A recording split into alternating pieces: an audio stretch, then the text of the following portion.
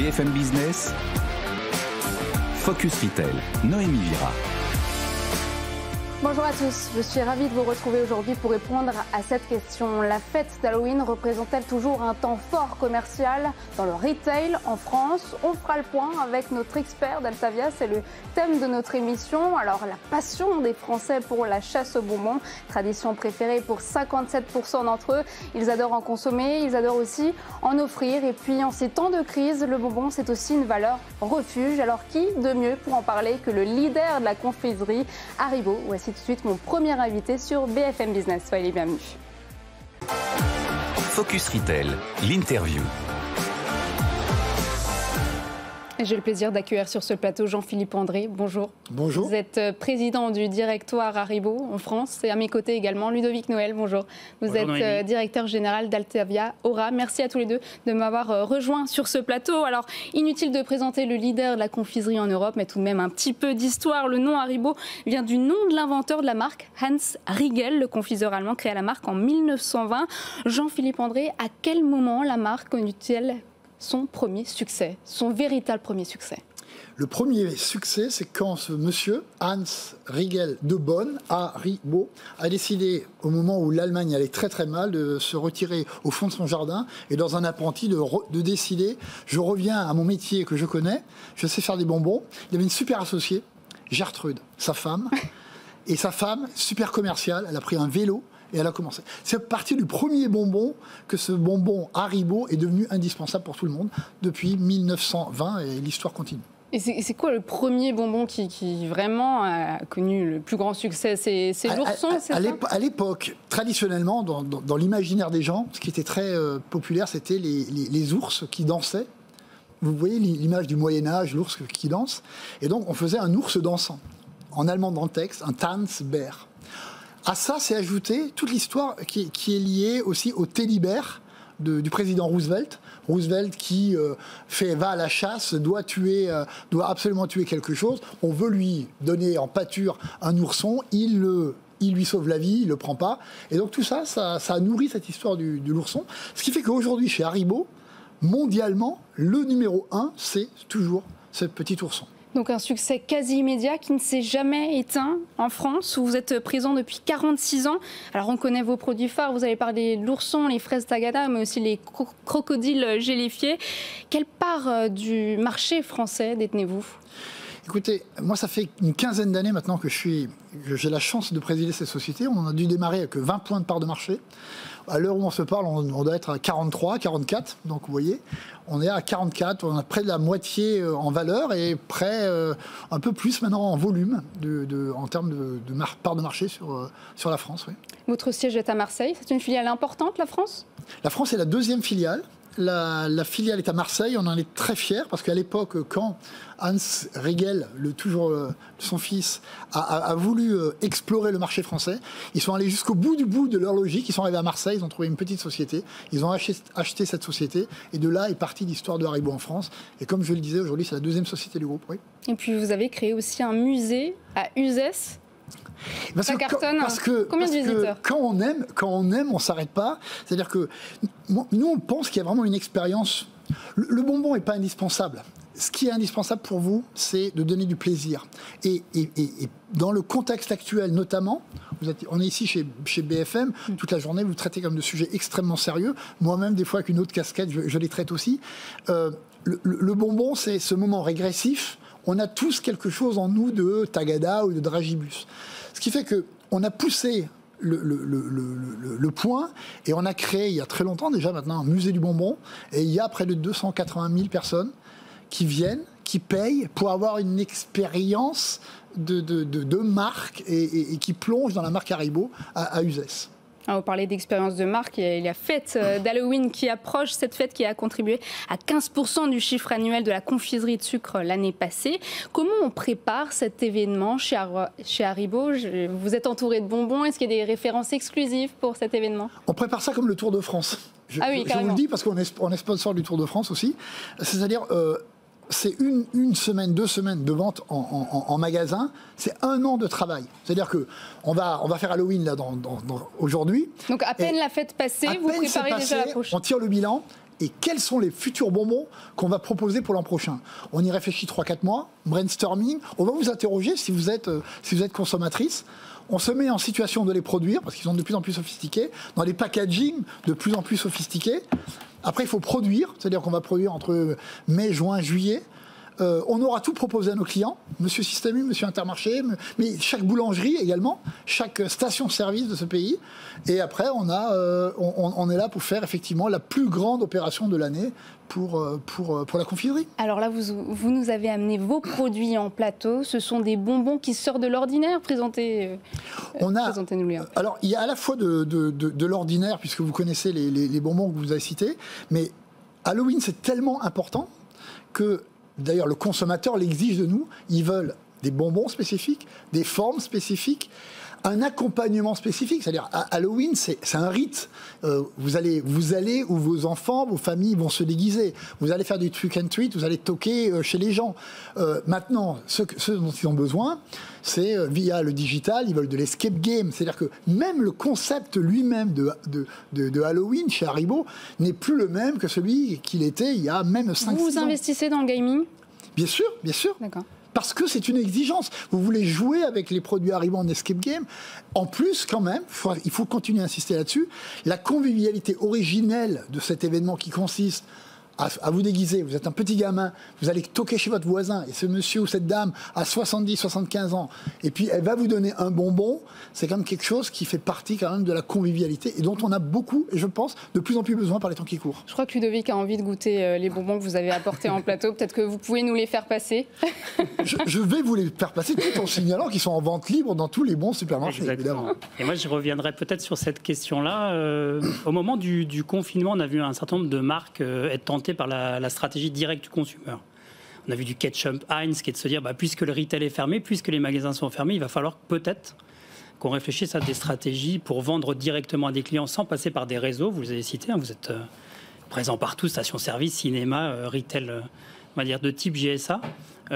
Pour Haribo aujourd'hui, le direct to consumer, c'est une stratégie où vous continuez à investir effectivement sur des lieux de vente de distributeurs. Alors c'est à la fois une stratégie. La stratégie, c'est le multicanal chez nous. C'est-à-dire que 70%, 75% de nos ventes se font en GMS. C'est pour ça que quand on parle de nos clients, mais même quand on parle de négociations très compliquées, nous on a besoin de nos clients parce que ce sont les porte-avions qui permettent d'arriver chez vous.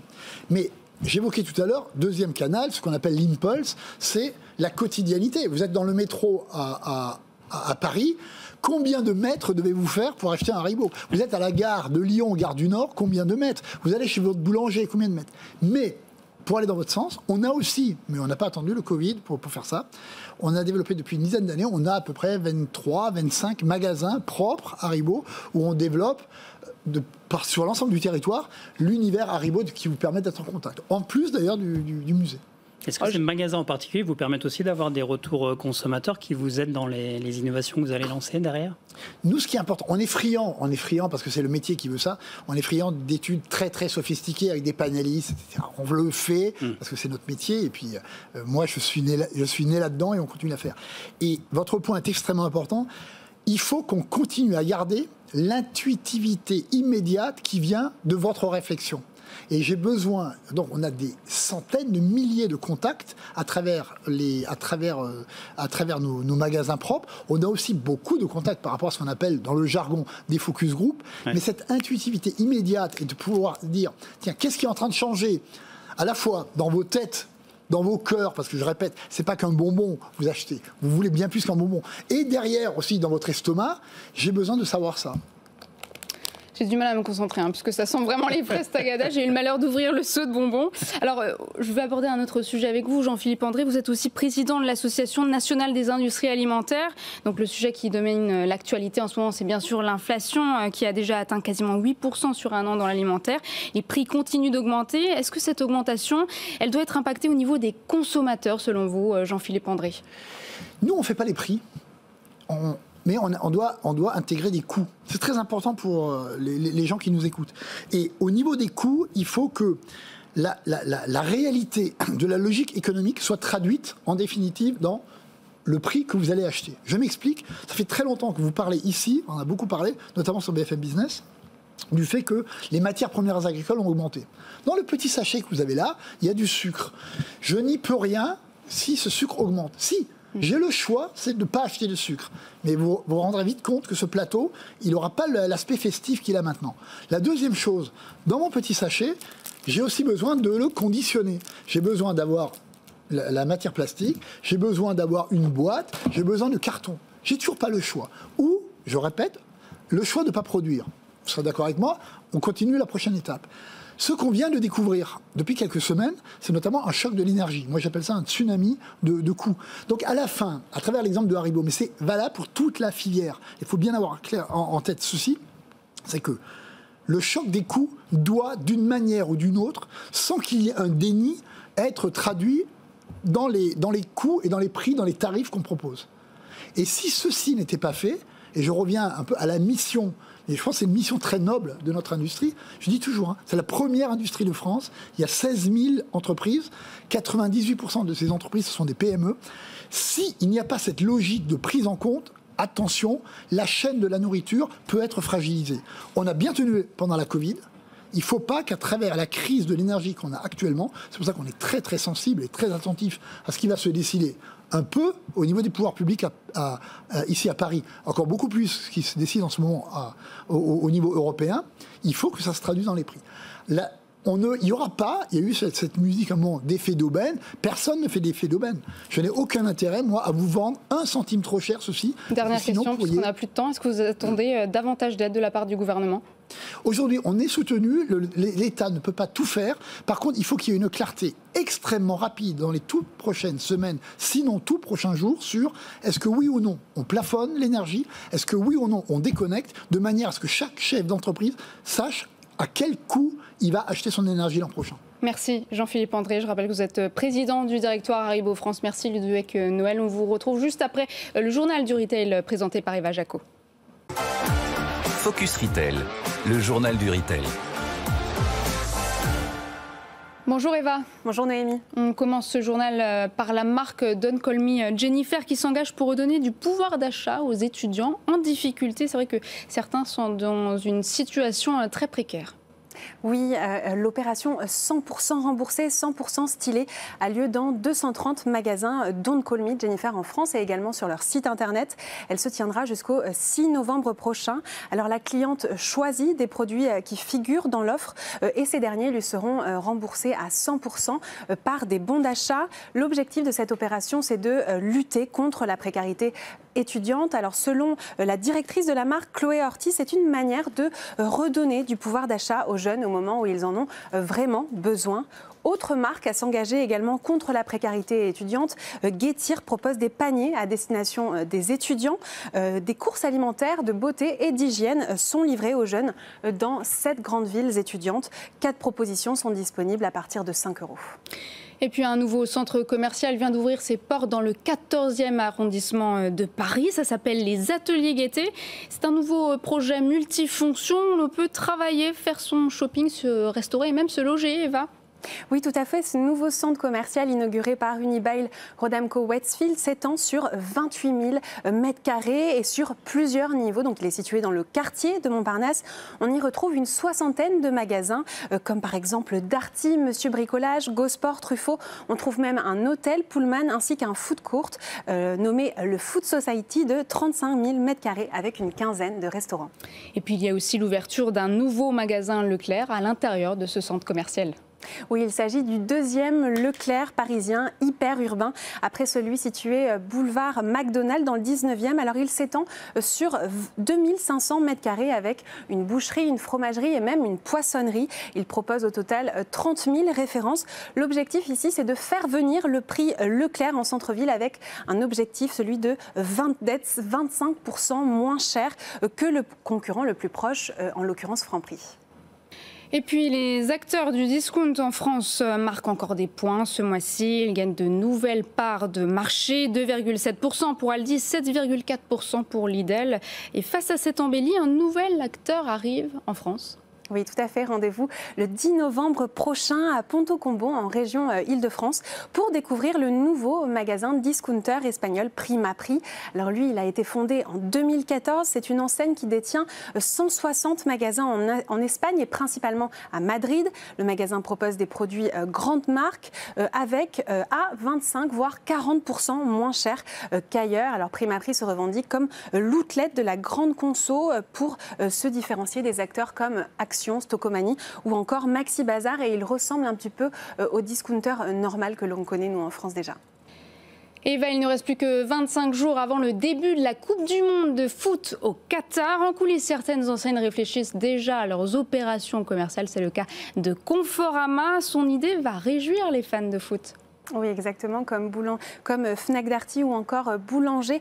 Eh bien, l'enseigne d'équipement propose de louer des télévisions haut de gamme en partenariat avec CTLM et dans 165 magasins de son réseau. Alors, moyennant un premier versement qui correspond à 8% du prix et un loyer sur 48 mois, eh bien, vous pourrez avoir accès à l'une des 21 références de télévision haut de gamme. Alors, dès la fin de l'utilisation de la télé, celle-ci sera remise sur le marché de la seconde main. Merci Eva Jacon, on vous retrouve la semaine prochaine et puis tout de suite on passe au Focus avec vous, Ludovic Noël. On va parler d'Halloween, période cruciale pour les enseignes. Focus Retail, le Focus. Et à mes côtés, Ludovic Noël, directeur général d'Altavia Aura. Alors, c'est la fête d'Halloween lundi. Pour les enfants, c'est la chasse aux bonbons. Pour les enseignes, c'est mission, opération, séduction. Alors, selon vous, c'est toujours un moment fort, un moment commercial pour les retailers en France ? Ce qu'il faut dire, c'est que la fête d'Halloween, finalement, elle est arrivée dans les années 90. Donc, c'est une fête assez tardive, fête commerciale assez tardive pour la France. Par contre, on a vu quand c'est arrivé, effectivement, l'engouement de toutes les enseignes, mais aussi des lieux de vie, les parcs d'attractions. Tout le monde a vraiment investi énormément sur l'activation commerciale pendant ce moment. Il faut dire aussi qu'à cette époque, fin des années 90, on n'avait pas d'événement entre la rentrée et finalement Noël. Donc le fait que Halloween tombe comme ça entre deux événements phares du commerce, ça a été aussi un bon vecteur pour les commerçants. Et quelle est la situation actuelle ? Aujourd'hui, on a le Black Friday, on a le Single Day d'Alibaba. Ça veut dire qu'on se retrouve avec d'autres événements. Il y a beaucoup d'événements commerciaux. Exactement. Ce qu'on peut dire, c'est que les marques continuent à être très actives autour effectivement d'Halloween. Alors ça va de la théâtralisation dans les magasins, d'escape game, on a entendu parler tout à l'heure, donc des packaging, des happenings, packaging particulier. Donc voilà, les marques sont encore effectivement très en activité, font beaucoup d'activations commerciales. On va dire que la GSA suit, parce qu'effectivement les grandes surfaces accueillent ces marques-là. Peut-être que dans les réseaux spécialisés, on en a un peu l'impression cette année que c'est un peu plus light en termes de décoration de vitrines. Notamment, on a eu des compétitions à un certain moment, effectivement, sur Halloween. Elles étaient assez incroyables. Peut-être un peu plus légères, sobriété oblige. C'est une fête qui touche essentiellement, qui cible essentiellement les familles, les enfants. Peut-être que c'est cette concentration, effectivement, on revient peut-être un peu plus sur les familles et enfants, mais je voudrais dire quand même que quand on regarde ce qui se passe sur TikTok, il y a énormément de vidéos là avant l'événement. La génération Z. Voilà, génération effectivement Z. Et TikTok en particulier parce que le déguisement, le frisson, la peur restent de toute façon des véhicules intéressants pour cette génération et ils partagent assez facilement effectivement des vidéos autour d'Halloween. D'où l'intérêt d'investir aussi dans le gaming. Merci Ludovic, vous restez avec nous dans un instant. On va découvrir la start-up de la semaine. Au programme, un service de chat communautaire. À tout de suite. Focus Retail, le pitch. Timothée Deschamps, bonjour. Bonjour. Vous êtes cofondateur et directeur commercial de Tokiwoki. Ludovic Noël, toujours avec nous, directeur général d'Altavia Aura. Alors, on a parlé des passionnés de bonbons Haribo tout à l'heure. Ces marques, c'est clair, elles ont des adeptes. Et vous aidez justement à ces retailers à construire ces communautés. Comment vous y prenez-vous ? Alors, tout à fait, c'est exactement ça. On leur fournit ce qui s'appelle une plateforme communautaire qui va en général s'intégrer à leur site e-commerce, à leur app, et qui va en fait faire deux choses, qui va fidéliser leurs meilleurs clients passionnés, en leur donnant accès à une expérience plus avancée, plus engageante. Ils peuvent tester les produits, ils peuvent se conseiller les uns les autres, ils peuvent faire plein de choses. Et le deuxième objectif de la plateforme communautaire, c'est justement d'utiliser ces passionnés pour conseiller les visiteurs, pour créer du contenu et aussi pour porter la voix de la marque sur les réseaux sociaux. Donc ce sont des visiteurs qui répondent à d'autres visiteurs en quête d'information. Quel est l'intérêt? Puisque finalement les équipes e-commerce peuvent le faire aussi, non? Alors, tout à fait, les équipes peuvent le faire. Mais quand on construit une communauté de clients passionnés, vous allez avoir des gens qui, en fait, sont très bien perçus par un acheteur potentiel, puisque ce ne sont pas des gens qui travaillent pour la marque. Ce sont des gens, en fait, qui sont vraiment des passionnés du domaine. Chez Leroy Merlin, des bricoleurs, des passionnés de beauté chez Sephora, qui, en fait, vont donner des conseils et créer du contenu qui est perçu comme non biaisé, parce qu'en fait, il est créé par des clients, comme n'importe quel client. Donc ce sont aussi des blogueurs, des influenceurs qui produisent des contenus? Tout à fait. En fait, toute une partie de ces communautés de meilleurs clients va être composée de micro et de nano-influenceurs qui peuvent être utilisés par les marques pour relayer leur voix. Donc des nano-influenceurs, ce sont des personnes qui ont une petite communauté, une communauté spécialisée, ouais. C'est ça? Alors tout à fait. En fait, il y a une espèce de hiérarchie des influenceurs, si vous voulez. Il y a les macro-influenceurs, comme Kim Kardashian, etc. Et puis, il y a les micros qui vont avoir 10, 5000 followers et les nanos qui vont avoir 1000, 2000 followers. Mais l'intérêt des nanos et des micros, c'est qu'en fait, ils ont des communautés hyper engagées, puisqu'elles sont plus petites, et ce sont des gens qui leur font beaucoup confiance. Donc, quand ils passent un message, le message a beaucoup d'impact. Et qui valide leur contenu? C'est vous?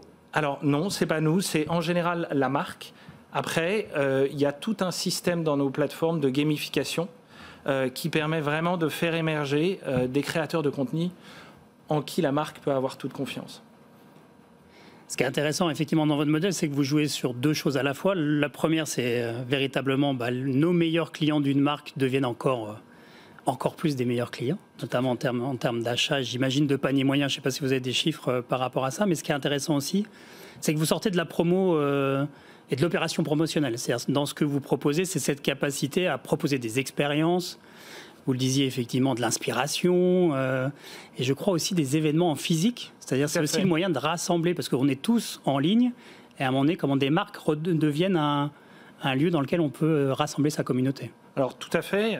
En fait, sur la partie chiffres, quand un client rejoint la communauté d'une marque, en moyenne, on va voir son spend, sa lifetime value, si vous voulez, sa valeur pour la marque, augmenter de plus 20 à plus 100%. Simplement parce qu'en fait, on va multiplier les raisons pour lesquelles ce client se rend sur le site. Il y va parce qu'il peut parler à d'autres passionnés, parce qu'il peut tester les produits, rejoindre un événement, etc. Et en effet, ce dans quoi on croit beaucoup, c'est que si vous voulez fidéliser quelqu'un, ce n'est pas en lui donnant forcément des discounts, des bons d'achat. C'est plutôt en lui donnant une expérience qu'il n'oubliera pas. Et tester les produits, assister à un événement chez Leroy Merlin, tester les produits Lancôme, c'est les expériences que ces communautés n'oublient pas. Quelle est la rémunération de ces nano-influenceurs? Alors, si on parle de rémunération monétaire, en fait, il n'y en a pas. Mais ce serait une erreur. Quel est leur intérêt du coup Voilà, en fait, l'erreur, ce serait de dire ils n'y gagnent rien. En fait, il faut vraiment se mettre dans les chaussures de quelqu'un qui est, par exemple, passionné de la marque Lancôme, passionné de bricolage. Si cette personne, vous lui donnez la possibilité de vivre sa passion de façon plus intense, en ayant accès à des événements exclusifs, en ayant accès à des produits qui ne sont pas encore sortis, eh ben, vous servez son intérêt, vous lui permettez en fait de vivre plus intensément sa passion. Et ça a beaucoup d'impact. Donc aujourd'hui, ce que vous nous dites, c'est que les internautes n'ont plus confiance aux vendeurs. Alors, nous, on pense pas forcément que les internautes ont plus confiance dans les marques. Nous, ce qu'on pense, c'est que les marques ont des viviers de clients hyper engagés sur lesquels elles peuvent s'appuyer pour, en fait, regagner un peu de confiance que potentiellement elles peuvent avoir perdu en faisant de la publicité à outrance.